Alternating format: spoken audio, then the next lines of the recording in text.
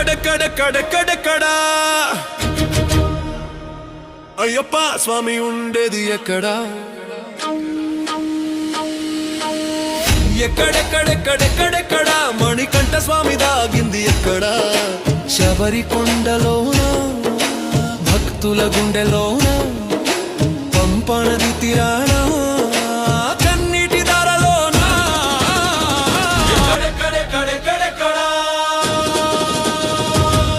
అయ్యప్ప స్వామి ఉండేది ఎక్కడా